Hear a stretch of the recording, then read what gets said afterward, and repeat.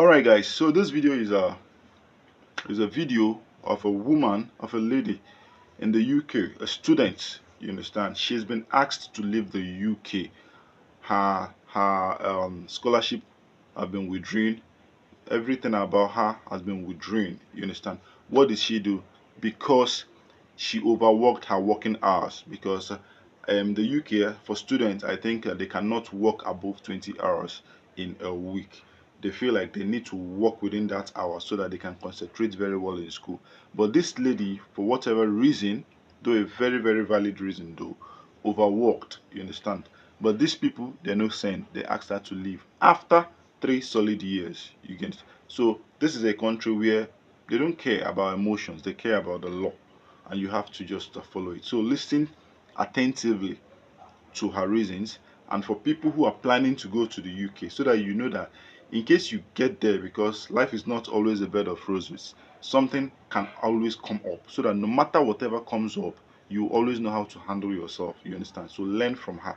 But while watching, make sure you hold a handkerchief, because you go shed more tears, you understand. So listen and learn from her. It's okay. I never knew that one day I would come out like this, feeling so vulnerable and, in a place of pain, to talk to you guys.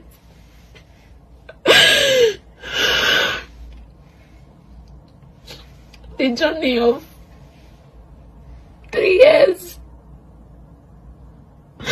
the journey that I wanted to celebrate so much, the journey that everybody around me has wanted to celebrate. It's just I just ended on the way with no opportunity.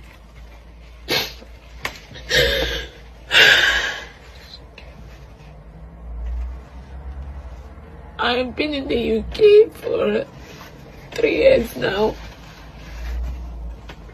I came to the UK 2022 to complete my, get my BSc.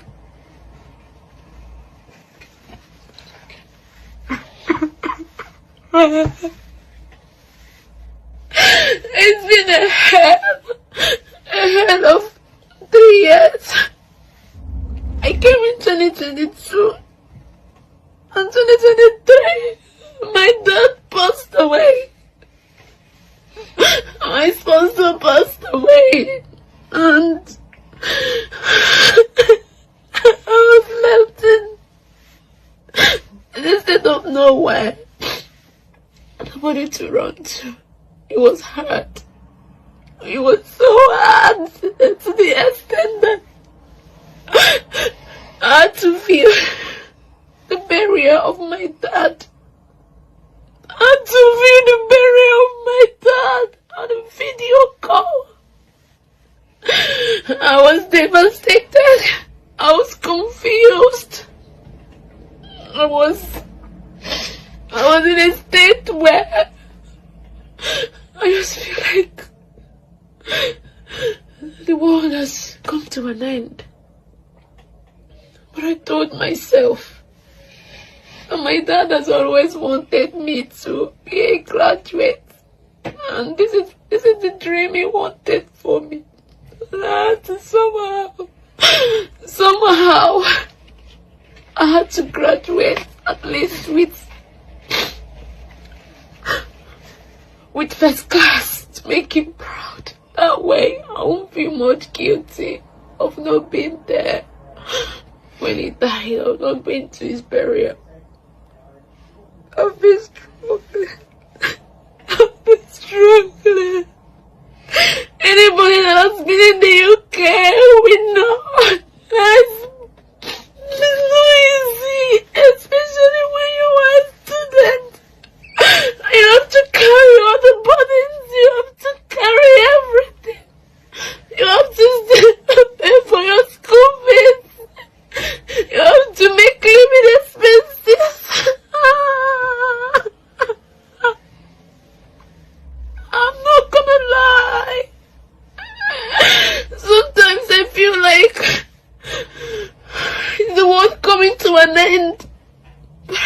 held on. I held on so tight. I held on so tight.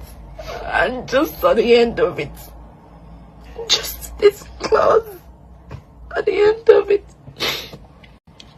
So when I was going through this trauma of my dad passing away, I didn't know that it's gonna prolong that much, you know. We never know.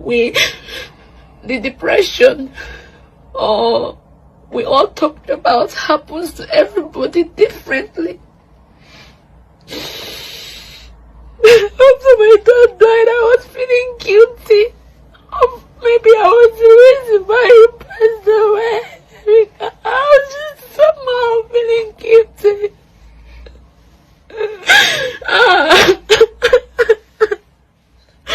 And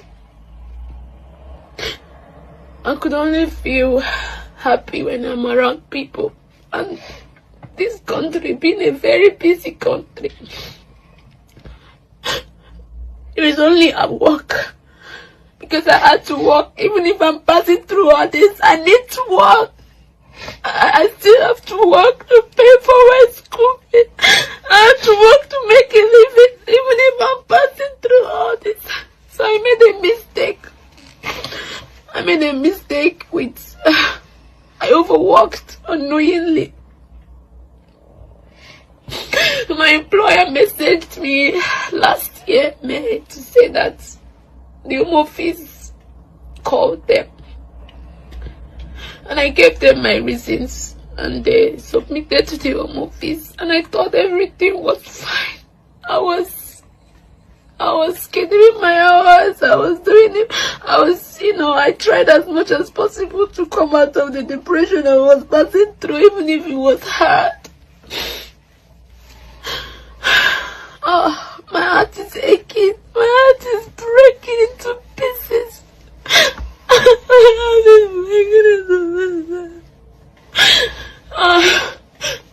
So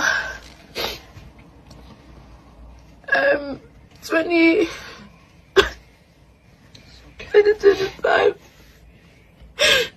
the home office messaged me to say that I overworked my hours and I need to give my reasons. So I gave them the honest reasons why I made this mistake, because currently, in as much as I'm passing through all this, my progression results, it's good.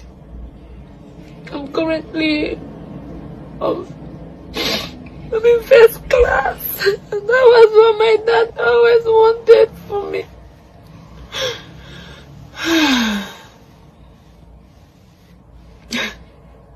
They didn't listen to me. They asked me to leave the country with immediate effect. They didn't give me chance to get, at least to complete my studies. That was the only thing I wanted. I just wanted to complete my studies. When the home office messaged me, I contacted the uni. I was being very honest, really honest. I told them what I was passing through. I told them what happened. But unfortunately, the uni withdrew my sponsorship. I withdrew my sponsorship. I cried. I begged them. I told them that I was just in a vulnerable state. They didn't come through for me. They only treated me like a thief. And treated me like a thief.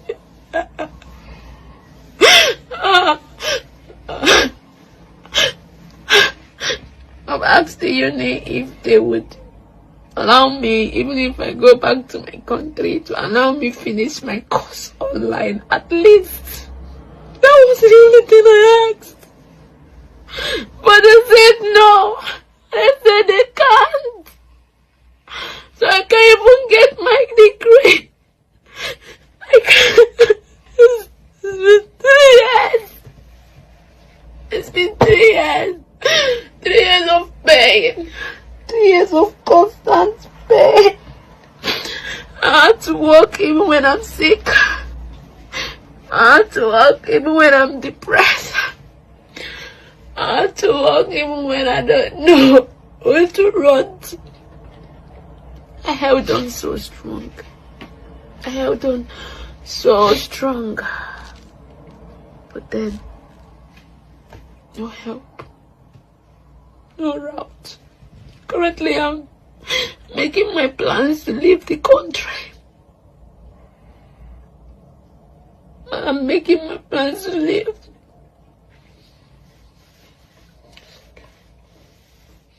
He asked me to live with him in any event. This is a country I've stayed for 3 years. I've established myself for 3 years. What am I going